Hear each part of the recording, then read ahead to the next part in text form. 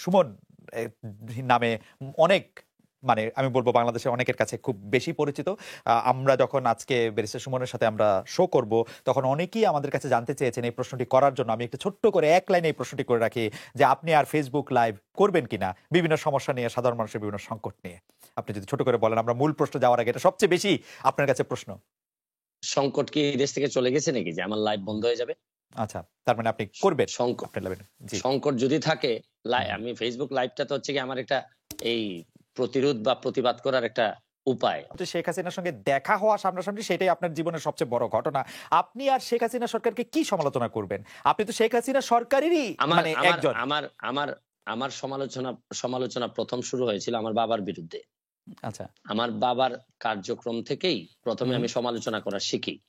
তো বিষয়টা হচ্ছে গিয়ে যেসব জায়গায় ধরেন আপনারে আমি সাংবাদিক হিসেবে পছন্দ করি, আপনার সাথে আমার 5টা মিনিট সময় কাটানোটা আমিও মনে করি যে এটা একটা প্রায় আমার জন্য একটা প্রিভিলেজ। আই এম অনার্ড যে 5টা মিনিট সময় কাটাতে পারতেছি আমরা। কিন্তু একই সময় কিন্তু আপনার বিভিন্ন বিষয়ে কিন্তু আমি একমত হব না, আবার আপনার বিভিন্ন বিষয়ে কিন্তু আপনার একমত তো হবই না, মানে বিনয়ের সাথে আমি আপনার সাথে চরমভাবে বিরোধিতা করব। আমি কিন্তু বিষয়টা কিন্তু এরকম যে আমি হয়তো আপনার পক্ষে না, আপনার সাথে একমত না, কিন্তু আপনি যাতে আপনার পক্ষ কথা বলতে পারেন এটার স্বাধীনতা আমি স্বাধীনতায় বিশ্বাস করি। সুতরাং এখানে বুঝতে হবে যে জননেত্রী শেখ হাসিনা সরকার প্রধানের সাথে সাথে উনি বঙ্গবন্ধু কন্যা, বঙ্গবন্ধু কন্যা জাতির জনকের কন্যা। উনার সাথে কিন্তু উনার কয়েকটা আইডেন্টিটি আছে, আপনারা হয়তো অনেকে একসাথে করে ফেলেন।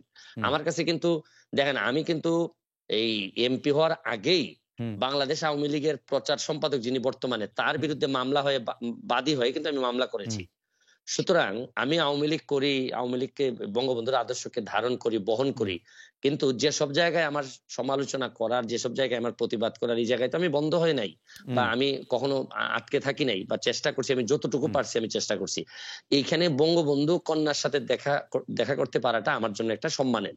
এইখানে আপনারা মিলাই ফেলবেন না, কিন্তু উনি সরকার প্রধান যখন হবেন তখন সরকারের দায় যতটুকু থাকবে, যতটুকু উনার নেয়ার বিষয় আছে, এখানে আমি হয়তো উনাকে বলবো যে মাননীয় নেত্রী এখানে আমার মনে হয় কাজ করার সুযোগ আছে। আমার হয়তো বলার এখানে একটা জিনিস হয়েছে কি, এবার সংসদে আপনি কখনো কোনো খারাপ ভাষা হয়তো শুনবেন না, বকাবকি শুনবেন না, গালাগালি শুনবেন না। এইবারের সংসদ হবে ভদ্রলোকের সংসদ। এখানে আপনি দেখবেন কিন্তু বিরোধিতা কি হবে, মানে আপনি মনে করছেন চরম বিরোধিতা হবে। আপনি আপনি কিন্তু আপনি তো অরিজিনালি নৌকা, মানে আপনি নিজেও নিজেরে বলেন, এমনিও বলেন। না না না, এইখানেই প্রবলেমটা হচ্ছে গিয়ে আমি বঙ্গবন্ধুর আদর্শকে ধারণ করি, এবং আদর্শকে ধারণ করা মানে কি, মানে হচ্ছে গিয়ে উনার যে আদর্শটা আছে এইটা আমাদের একটা কনস্টিটিউশনের মতো, যে হাইকোর্ট কিন্তু কনস্টিটিউশনকে মানে, কিন্তু যখনই কনস্টিটিউশন ভায়োলেট করার বিষয় আসে তখন কিন্তু হাইকোর্ট একটা রুল দিয়ে দেয়। তো বিষয়টা হচ্ছে গিয়ে যে আমার এই জায়গাটা ঠিক রেখে আমার দেশটাকে বাঁচানোর জন্য, দেশটাকে ভালো করার জন্য আমার যে সব জায়গায় নক করতে হবে, এইসব জায়গায় আমি স্বতন্ত্র হিসেবে আমার তো আরো স্কোপ আরো বেড়ে গেল। রাইট। বঙ্গবন্ধুর আদর্শের কোষ্টি পাথরে এই বিরোধী দলের নেতা নেত্রীদের জেলে রেখে ইলেকশন করাটা কেমন আসলে? এই প্রশ্নটা আমার মনে হয় সাকিব ভাইকে করেন। সাকিব ভাই এই আমার মনে হয় এটার জন্য উত্তর দেওয়ার জন্য উনি একেবারে আচ্ছা হইতেছেন। না সাকিবকে করার জন্য আপনার কষ্ট আছেন। আমি এমনি আচ্ছা ঠিক আছে, আমি প্রশ্নটা অন্যভাবে করি। বঙ্গবন্ধুর আদর্শ দিয়ে প্রশ্ন করে আপনার কাছে কি মনে হয় যে আওয়ামী লীগ সভানেত্রী বা আওয়ামী লীগের যিনি সরকার পরিচালনা করলেন গত সংসদে যেইভাবে হামলা, মামলা এবং বিরোধী দলের উপর যে নিপীড়নের অভিযোগটা করা হয়েছে, সেটা আপনি আসলে কিভাবে দেখেন? মানে সংবাদপত্রের কণ্ঠরোধ মুক্ত, সেই যে অভিযোগগুলি আছে মানবাধিকার, সেগুলির ক্ষেত্রে আপনার কাছে কি মনে হয়? মানে মানে মানে সেটা শেখ হাসিনার সরকার ঠিক পথে ছিল?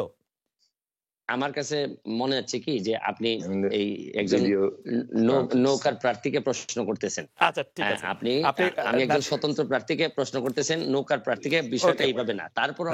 তারপর আমি আপনাকে যেটা বলতে চাই হচ্ছে গিয়ে যে আদর্শের রাজনীতিতে থাকলে একসময় আপনি সার্ভাইভ করবেন। যারা এখন বিভিন্ন অভিযোগ তুলতেছেন তাদের আদর্শের জায়গাটা আরো স্ট্রং হইলে দেখবেন আমার মতো ওনারাও বের হয়ে আসবেন। ওকে, আদর্শের রাজনীতিটা নিয়ে আপনি কথা বলেছেন। ব্যারিস্টার সাইদুল হক সুমন, আপনাকে অনেক ধন্যবাদ। আমি এই পর্যায়ে একটু জনাব জুনায়েদ সাকির কাছে যেতে চাই। জনাব জুনায়েদ সাকি শপথ নিল, শপথ নেওয়ার পরে সরকার গঠন করলো। নতুন সরকারের কোন মন্ত্রী আসলে কি দায়িত্ব পালন করবেন, ভালো মন্ত্রিসভা হয়েছে না খারাপ মন্ত্রিসভা হয়েছে, সেটি এখন আসলে প্রধান আলোচনা। চমৎকার মন্ত্রিসভা কেউ বলছেন, চমকপ্রদ মন্ত্রিসভা কেউ বলছেন, ভালো খারাপের মেশানো মন্ত্রিসভা কেউ বলছেন। কিন্তু আলাপের বাইরে চলে গেলেন কিনা যারা আপনারা নির্বাচনে বিরোধিতা করেছিলেন, বর্জন করেছিলেন, বয়কট করেছিলেন? জনাব জন্নাত সাকিব। ধন্যবাদ আপনাকে আমাকে এখানে আমন্ত্রণ জানানোর জন্য, এবং এখানে আমার যে সহ আলোচক আছেন ব্যারিস্টার সাইদুল হক। আমি বলবো যে বাংলাদেশের মানুষ এইবার বিরোধী দলের ডাকে যে অবিস্মরণীয় সাড়া দিয়েছেন, সেটা একেবারে বলতে পারি যে একদিক থেকে নজিরবিহীন। আপনার প্রশ্নে আমি আসছি, জাস্ট আমাকে 30 সেকেন্ড সময় দেন। যে দেখুন, 2018 সালের যে ভোট ডাকাতির নির্বাচন, নিশিরাতের ভোট ডাকাতির নির্বাচন, তখন বলা হয়েছিল যে প্রমাণ কোথায়। এইবারের কিন্তু ঘটনাটা ঘটেছে যে আওয়ামী লীগের দিক থেকে তার নিজের জোট সঙ্গী, মহাজোট মিত্র অথবা কুইন্স পার্টি অথবা নিজেদের দলের লোকরা যারা স্বতন্ত্র হয়েছে, তারা নিজের একটি তুলনামূলক এমন নির্বাচন করতে পারতেন যেটা নিয়ে আসলে কোনো প্রশ্ন উঠতে হয় যে নিজেদের মধ্যে একটি নির্বাচন। কিন্তু সেই নির্বাচনের প্রশ্নটা কি, যে কেবলমাত্র তাদের জোট সঙ্গী ওয়ার্কার্স পার্টির রাশেদ খান মেনন বলেছেন তার জয়টা তার কাছে বিস্ময়কর লেগেছে, তার সাধারণ সম্পাদক কারচুপির অভিযোগ তুলেছেন, জাসদ সভাপতি হাসানুল লকিনু তিনি কারচুপির অভিযোগ তুলেছেন। কেবল তাই নয়, মহাজোটের যে ওনাদের সঙ্গী জাতীয় পার্টি বলেছে তাদের কোরবানি দেওয়া হয়েছে, কুইন্স পার্টিরা বলেছে, আমি একটু প্লিজ আমাকে, কুইন্স পার্টি বলেছে সাজানো নির্বাচনে তারা আর যাবেন না। এমনকি তাদের দলের যে প্রার্থীরা, তাদের মধ্যে আব্দুল সোবান গোলাপ যিনি কেন্দ্রীয় কমিটির নেতা, তিনি বলেছেন অলৌকিক ঘটনা ঘটেছে।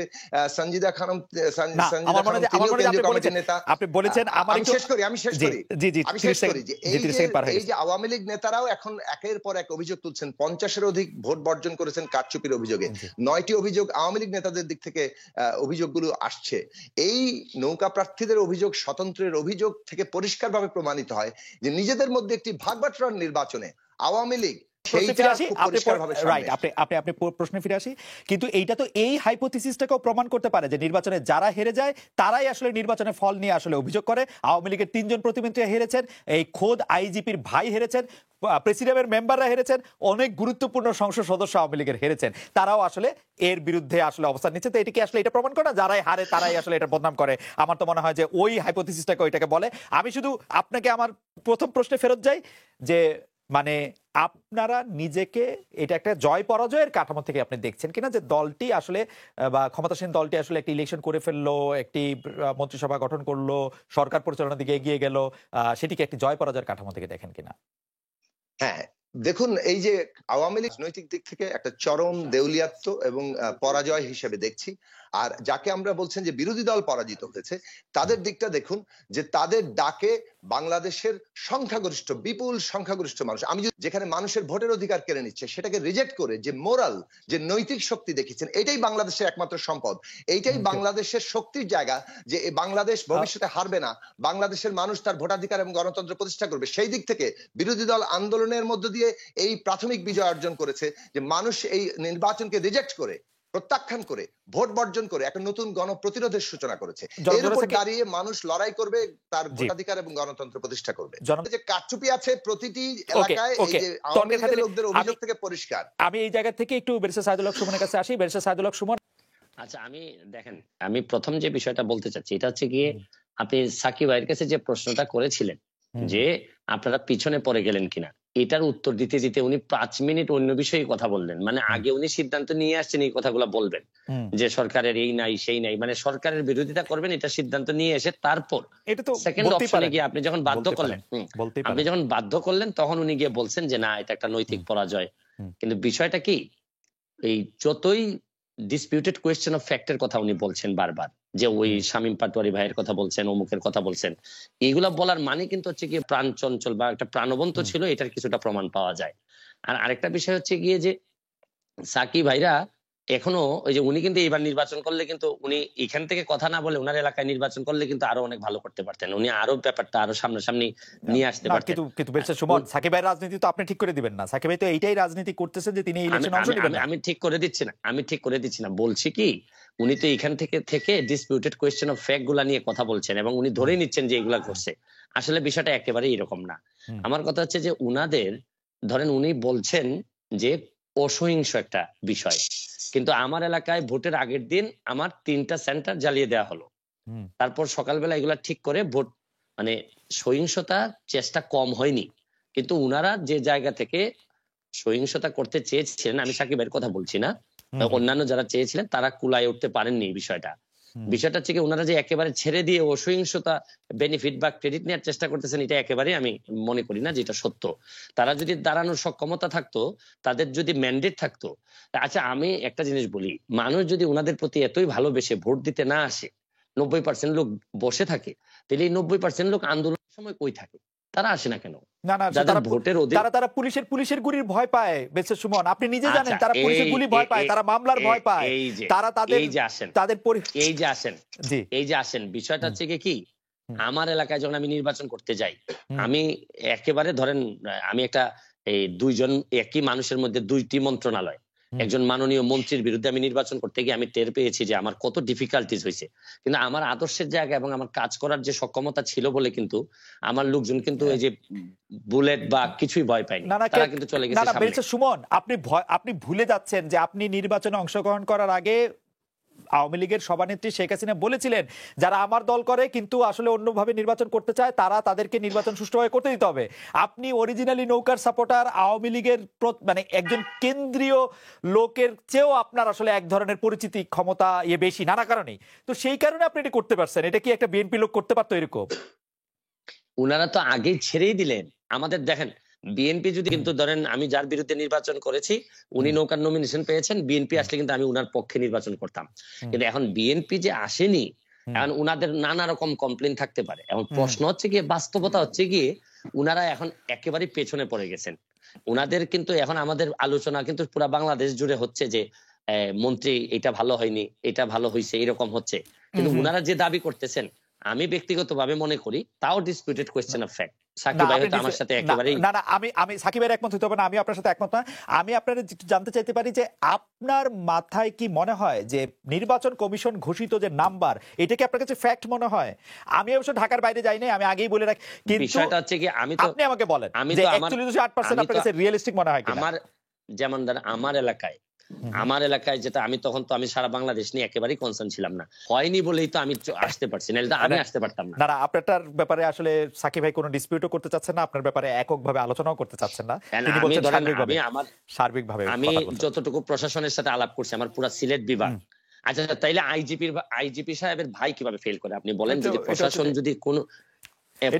যদি কোনোভাবে এখানে যদি কি করতো, প্রশাসনে যদি আপনি বলেন যে প্রশাসন শাসন করছে, এটা হচ্ছে একটা গ্র্যান্ড ডিজাইনের অংশ, এরকমও বলেন কেউ যে আইজি সাহেবের ভাই ফেল করবেন, প্রেসিডেন্ট সদস্য ফেল করবেন, তারপরে এগুলি গ্র্যান্ড ডিজাইনের প্রতিমন্ত্রী। আপনি যদি এই কথাগুলো বলেন তাহলে এই ডিজাইনারের মধ্যে আপনিও আছেন। আমার থাকতে হয় না, আমি তো অবজারভার, আমি ডিজাইন দেখি তো।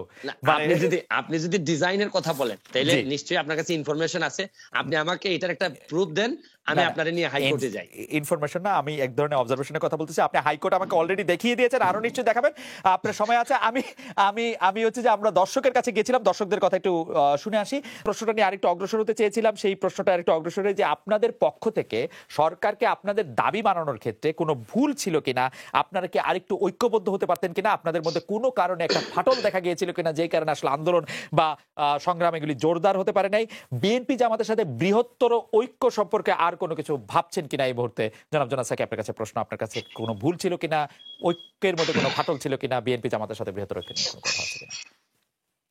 ধন্যবাদ খালেদ। আমি রাষ্ট্রশক্তিটা তখন যে অবস্থায় ছিল আর এখন যেভাবে একটা মনোলিথিক কিংবা একটা শিলীভূত রাষ্ট্রে পরিণত হয়েছে, এইটা সম্পূর্ণ একটা আলাদা চেহারা। সেই দিক থেকে আমি পরিষ্কার করে এইটাই বলবো যে মানে আমাদেরকে এই যে নতুন বাস্তবতা মোকাবেলা করতে হয়েছে, সেই বাস্তবতায় যেভাবে ক্র্যাকডাউন হয়েছে তাতে আন্দোলন যেভাবে বিজয় অর্জন করবে ভেবেছিল যে সরকার বাধ্য হবে পদত্যাগ করতে, সেটা হয়তো হয়নি। কিন্তু তার মানে এই নয় যে সরকার চিরস্থায়ীভাবে টিকে গেছে আর আন্দোলন চিরস্থায়ীভাবে ব্যর্থ হয়েছে। আন্দোলন চলমান আছে এবং এই আন্দোলন সামনে আরো অগ্রসর হবে। আমি যে কথাটা পরিষ্কার করে এখানে একটু তুলতে চাই ব্যারিস্টার সুমনের কথায়, যে উনি বলেছেন যে আমি উত্তর না দিয়ে 5 মিনিট কথা বলেছি। আমি তো এই আর্গুমেন্টটা তৈরি করতে চেয়েছি যে সরকার কেন নৈতিকভাবে, রাজনৈতিক দিক থেকে ভয়ঙ্কর দেউলিয়াত্ব এবং পরাজয়ের জায়গায় গিয়েছে। কারণ আওয়ামী লীগের মতো একটি ঐতিহ্যবাহী দল, যাদের এই দেশে অনেক ঐতিহ্য আছে, মুক্তিযুদ্ধের নেতৃত্ব দেওয়া থেকে শুরু করে গণতান্ত্রিক সংগ্রামেও, তারা আজকে কি, জনাব ওবায়দুল কাদের সাহেব আওয়ামী লীগের সাধারণ সম্পাদক, তিনি প্রায় একটা কথা বলেন, মানে তার বক্তৃতার মধ্যে হিউমার আনার চেষ্টা করেন, বলেন যে খেলা হবে। তো আমি এই কথাটা বলেছিলাম যে খেলা হলে ওবায়দুল কাদের সাহেব তো প্রতিপক্ষ ছাড়া খেলতে চান, তিনি প্রতিপক্ষ ছাড়া খেলতে চান, প্রতিপক্ষকে হাত পা বেঁধে স্টেডিয়ামের বাইরে রাখেন, এবং আমরা দেখেছি যে তাদের জেলে পুরে রাখা হয়েছে। প্রতিপক্ষহীন খেলাটাও তারা যে আসলে খেলতে পারেন না, একেবারে গোল লাইনের সামনে বল সেটাও রেফারি দিয়ে ঠেলে দিতে হয়, সেই প্রমাণটা আমি দিয়েছি। সম্ভবত, আমি বলবো আবার সম্ভবত, বিএনপির দিক থেকে এই বিষয়ে তারা অনেক বেশি সরলভাবে নিয়েছেন যে 28শে জুলাইয়ের মতো হয়তোবা 28শে অক্টোবরও তাদের মহাসমাবেশকে শান্তিপূর্ণভাবে করতে দেওয়া হবে। তো সেই জায়গার পরে আমি বলবো যে রাষ্ট্রশক্তিকে আমরা দেখলাম, যে দমনপীড়ন দেখলাম, আমি আবারও বলবো বাংলাদেশের ইতিহাসে এর কোনো পূর্ব নজির নেই, অন্তত গণতান্ত্রিক দিক থেকে। 71 সালের গণহত্যা বাদ দিলে এর কোনো পূর্ব দৃষ্টান্ত পাকিস্তানি আমলেও ঘটেনি।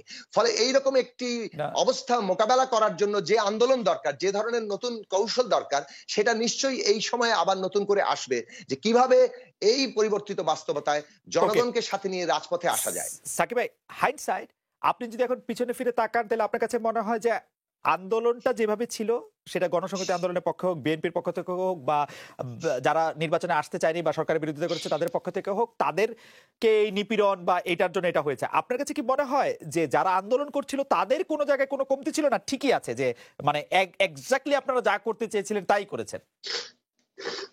আমরা শান্তিপূর্ণ আন্দোলনের চাপ সৃষ্টি করতে চেয়েছি, এবং এবং তার মধ্যে দিয়ে হ্যাঁ, মানে সেটা করতে অনেকটাই পেরেছিলাম। বিরোধী দলের আমরা ভেবেছিলাম যে সরকার বিরোধী দলের সাথে আলোচনায় বসবে, কিন্তু সরকারের কাছে এই আলোচনার অপশনটিকে খুবই তাদের জন্য ঝুঁকিপূর্ণ মনে হয়েছে, যে কোনোভাবে বিরোধী দল নির্বাচনে আসলে এটা ম্যানেজ করা তাদের জন্য আসলে একই রকম ভাবে 18-র মতো সম্ভব হবে কিনা, যার ফলে তারা আসলে এই ধরনের পথে গিয়েছে, যেটাকে বলে যে এজেন্ট প্রভোকেটিয়ার দিয়ে সহিংসতা তৈরি করে বিরোধী দলের উপরই তার দায় চাপিয়ে এটাকে ধ্বংস করা।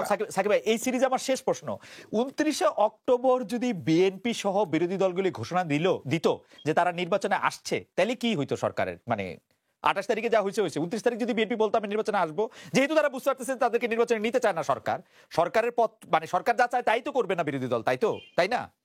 তারা তো উল্টাটা তা করবে না। কিন্তু আপনি দেখুন সকালবেলায়, এই কারণেই তো যে সকাল 9টা 9:30টার সময়, মানে কোন রকম তদন্ত ছাড়া বিএনপি মহাসচিব মানে তাকে গ্রেফতার করে নিয়ে যাওয়া হলো, এবং তারপরে সবাইকে একের পর এক গ্রেফতার করা হলো।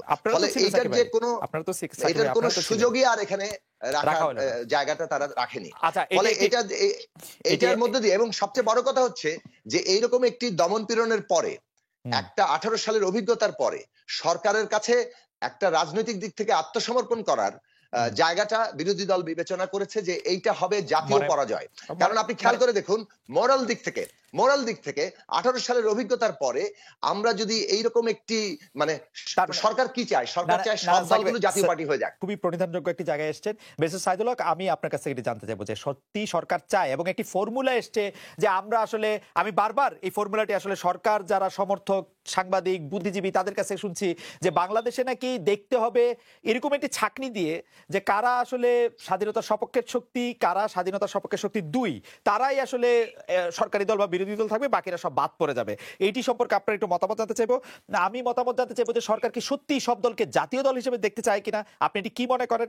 আরেকটি প্রশ্ন করবো যে আমি দেখলাম যে আওয়ামী লীগ সভানেত্রী যাদেরকে নমিনেশন দিয়েছেন তাদের মধ্যে অন্তত 60 জনের বেশি লোক হেরেছেন, 70 জনের মতো হেরেছেন।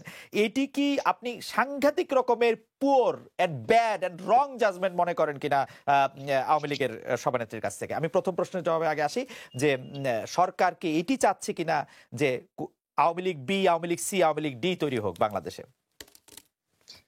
দেখেন, আমি যে উত্তরটা শুরু করার সময় একটা কথা বলতে চাই যে আমি পড়ছিলাম ছোটবেলায় যে অধিকার ছাড়িয়ে দেয়া অধিকার রাখিবার মতো বিড়ম্বনা নাই। একটা সেকেন্ড একটু কোশ্চেন আছে, সাকিব ভাই নির্বাচনে যায় নাই, কিন্তু সাকিব ভাই তো বাংলাদেশের জনগণ, বাংলাদেশের জনতা, আমি বলছি, আমি শুনেন, মানে না প্রশ্ন করতে পারবে, কিন্তু উনি যে স্ট্যান্ডিং নিয়ে যায় নাই নির্বাচনে, এই স্ট্যান্ডিং এর পরে বরং উনি নির্বাচনের কারচুপি নিয়ে কথা বলাটা নির্বাচনের উনি বৈধতা দিলেন। এটা হচ্ছে কি আমি ব্যক্তিগতভাবে মনে করি, আপনারা দ্বিমত করতে পারেন না, এটা আমার মত হচ্ছে কি যে আমি যখন যে নির্বাচনে যান আমি আপনার কাছে ক্ষমতা দিয়ে দিলাম, ভাই যান, আপনি আপনার সাথে আমি নাই, আপনার আন্ডারে আমি নির্বাচন করব না।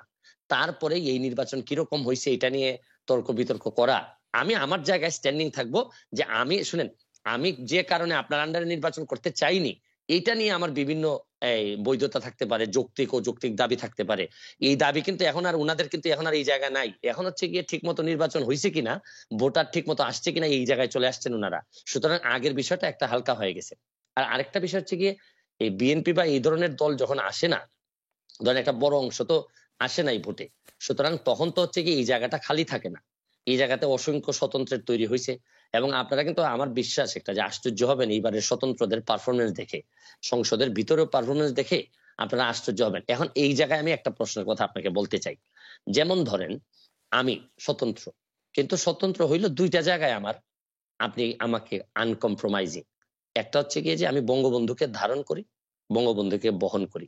আরেকটা হচ্ছে গিয়ে মুক্তিযুদ্ধের সপক্ষের শক্তি হিসাবে আমি নিজেকে দাবি করি এবং এই অনুযায়ী কাজ করি। এই জায়গাটাকে আপনি যদি বলেন যে এই জায়গা যেহেতু আপনি মানেন, তাহলে আপনি বি টিম, তাইলে আমি সম্মানের সাথে আপনার সাথে দ্বিমত করতে চাই। আমার প্রশ্ন হচ্ছে গিয়ে যে বাংলাদেশে এই দুইটা জিনিস না মানার পরে আমার কাছে মনে হয় যে এটা খুবই হতাশাজনক। আপনার সাথে আমার আর বক্তব্য চলে না, ওকে, কারণ আমি এই জায়গায় কোন ধরনের কম্প্রোমাইজ আমি করব না। বরং বিরোধী দল যারা করবেন, ধরেন বিরোধী দল, ওকে, বঙ্গবন্ধুর যিনি মানবেন না, তিনি আসলে এই দেশে জাতির জনককে যিনি মানবেন না, বা এই তখন তো বিরোধী দলের, আমার এই কনসেপ্টটা আমার কাছে খুবই হেইজি মনে হয়। তা আপনি এই বি টিমের যেটা বলতেছেন, Awami League B team, C team কিনা বা জাতীয় এরকম হচ্ছে কিনা, এখানে আমি স্পষ্ট বলতে চাই যে বহুদিন পর সংসদে একটা বিরোধী দল পাবে যারা বঙ্গবন্ধুকে জাতির পিতা মনে করে, বঙ্গবন্ধুর আদর্শকে ধারণ করে মুক্তিযুদ্ধের সপক্ষে। আমি একটা ছোট ছোট কয়েকটা প্রশ্ন করতে পারি। এক নম্বর প্রশ্ন হচ্ছে, আপনি ছোটই করবেন, আমি জানি আপনি ছোটই করবেন, আমি জানি এই ব্যাপারে আমার অভিজ্ঞতা আছে, আপনি বলেন। জি, আপনি কি মনে করেন কিনা এই সরকার গত 15 বছর ধরে, গত 5 বছর ধরে বঙ্গবন্ধুর আদর্শ ধারণ করে? বঙ্গবন্ধুর আদর্শ ধারণ করা মানে কি, মানে আওয়ামী লীগের বিরুদ্ধে যেসব অভিযোগ, আমি খালি আর্থিক অভিযোগগুলি আপনাকে শুধু মনে করে দিতে চাই। আমি শুধু মনে করে দিতে চাই আওয়ামী লীগের সরকাররা কিরকম, আওয়ামী লীগের সরকারে যারা ছিল তারা কিরকম আঙ্গুল ফুলে কলা গাছ হয়েছে, সেটা আমি শুধু মনে করে দিতে চাই। আমি উত্তর দিচ্ছি আপনাকে, আমি এই জায়গাতেই থাকতে চাই। আপনি মুক্তিযুদ্ধের চেতনা বলতে আপনি মনে করেন যে এই জায়গায় থাকতে চাই, ভোট হবে হচ্ছে আমরা, এই জায়গায় আমি থাকতে চাই। জি, আমি এই জায়গায় থাকতে চাই, এই জায়গায় থাকতে চাই। বলেন। এই যে দুর্নীতি, জি, দুর্নীতি হচ্ছে কি শরীরটার মধ্যে, নিজের শরীরে ক্যান্সার হওয়ার মতো, যে জায়গাটাতে ক্যান্সার হবে এই জায়গাটা কেটে ফেলতে হবে। এখন আপনি এইসব বিষয়ে আমি সারা দিন আপনার সাথে আলোচনা করতে রাজি। বঙ্গবন্ধুর চেতনা, বঙ্গবন্ধুর আদর্শ মানে একই সাথে আপনি এই কথা বলে আপনি দুর্নীতি করতে পারবেন না। এই দুর্নীতি যেদিন আপনি করবেন, তখন আপনার এই জায়গাটাকে আপনি আসলে রীতিমতো আপনি এই জায়গাটাকে নষ্ট করে দিলেন। এই ব্যাপারে আপনার সাথে আমার কোনো দ্বিমত নাই। ধরেন আপনি দুর্নীতি বলেন, সন্ত্রাস বলেন, মাদক বলেন, এগুলা তো আলটিমেটলি আমাদের যেভাবে কনস্টিটিউশনের বাইরে যায়, বঙ্গবন্ধুর আদর্শের বাইরে যায়। এই ব্যাপারে আমি কিন্তু আপনার সাথে কোনোভাবেই দ্বিমত করব না। এবং এই কারণেই আমার যে ব্যারিস্টার সুমন হয়ে ওঠার যে গল্প, এখানে কিন্তু দেখেন আমার আওয়ামী লীগ করেও, আওয়ামী লীগের প্রচার সম্পাদকের বিরুদ্ধে আমি মামলায় বাদী। আমি আওয়ামী লীগ করেও আমি যতজন মন্ত্রীর বিরুদ্ধে আমি কথা বলছি, সবই হচ্ছে গিয়ে দুর্নীতি সংক্রান্ত বিষয় নিয়ে আমি কথা বলছি। আমি বলছি যে এটা কোনোভাবেই বঙ্গবন্ধুর আদর্শ হইতে পারে না। আমার সাথে আমি যুবলীগের আইন সম্পাদক হিসাবে অব্যাহতি পাই কেন, আপনি এটাও জানেন যে আমি যুবলীগের আইন সম্পাদক। আপনি প্রথম আমার ইন্টারভিউ নেন যুবলীগের আইন সম্পাদক হওয়ার পর। আমার অব্যাহতির কারণটা কি ছিল? আমার কারণটা ছিল, আমি বলছিলাম যে একজন ওসি সাহেব আওয়ামী লীগ করার দরকার নাই। আমি বলছিলাম যে উনার এই মিছিল মিটিং করার দরকার নেই, আওয়ামী লীগ করার জন্য যথেষ্ট পরিমাণ মানুষজন আছে। কিন্তু এই ক্ষেত্রে তারপর আমাকে অব্যাহতি দেওয়া হলো। এখানে একটা মিসআন্ডারস্ট্যান্ডিং থেকেই যায়। আমি বলছি বাংলাদেশের হয়েছে কি, আপনি বাংলাদেশের আদর্শ, রাষ্ট্র, সরকার প্রধান, দলীয় প্রধান, এগুলার মানুষ এমন ভাবে গুলাই ফেলে যে এখন আমরা এক জায়গায় নিয়ে কথা বলতে পছন্দ করি। আসলে কিন্তু আমি সরাসরি প্রশ্ন করি, শেখ হাসিনা বঙ্গবন্ধুর আদর্শ ধারণ করেন বলে আপনি মনে করেন কিনা? অবশ্যই, অবশ্যই উনি ধারণ করেন। আমার এই পর্যায়ের কোনো প্রশ্ন নেই, আপনি মনে করেন যে উনি বঙ্গবন্ধুর আদর্শ ধারণ করেন। আমার কিন্তু এটা আমি প্রশ্নটা করে রাখলাম। আদর্শ ধারণ করেন এবং সরকার প্রধান হিসাবে এই বাস্তবতায় কতটুকু কি হয়েছে না হয়েছে এগুলা নিয়ে আলোচনা থাকতে পারে, কিন্তু বঙ্গবন্ধু কন্যা আদর্শকে ধারণ করেন। কিন্তু যখন সরকারে আপনি আসবেন, যেমন আপনি যখন মডারেটর, তখন আপনি আমাকে কতটুকু সময় দিলেন না দিলেন এটা নিয়ে কথা থাকতে পারে, যে আপনি সাকিব ভাইকে বেশি সময় দিয়েছেন কিনা, এটা নিয়ে নানা ধরনের কথা থাকতে পারে। কিন্তু যে মেইন জায়গাটা, এই জায়গাটা ইনটেক্ট। ওকে, আর আমি একটু অন্য প্রসঙ্গে, আপনি যে কথাটা শুরু করেছিলেন যে আপনি সাকিব ভাইয়ের রাজনীতি নিয়ে কথা বলার বা নির্বাচন নিয়ে কথা বলার প্রসঙ্গে বলতেছিলেন, আমি আসলে সাকিব ভাইকে প্রশ্ন করেছিলাম এটা জয় পরাজয়ের কোষ্ঠী পাথরে, এটা কি উনি কি মনে করেন? উনি মনে করেন যে আওয়ামী লীগের রাজনৈতিক পরাজয় হয়েছে, কারণ তারা ভোট বর্জনের আহ্বান জানিয়েছিলেন, 10% মাত্র ভোট পড়েছে, 90% ভোটার আসলে এই ভোটকে বর্জন করেছে, সেই জন্য এই প্রসঙ্গটা তোলা।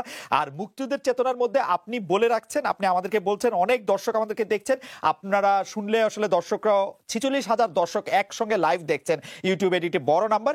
তো আমরা মনে করি যে সকল দর্শকের সামনে আপনি বলছেন যে বঙ্গবন্ধুর আদর্শ এবং মুক্তিযুদ্ধের আদর্শের বাইরে কোনো কিছু হলে আপনি তার সঙ্গে নাই, আপনি সেটির মধ্যে বলবেন, আমরা এটি দেখবো যে আপনি এটি আসলে কিভাবে এটি পালন করেন বা কিভাবে এটি এক্সিকিউট করেন, নিশ্চয়ই আপনি আমাদেরকে এটি দেখাবেন।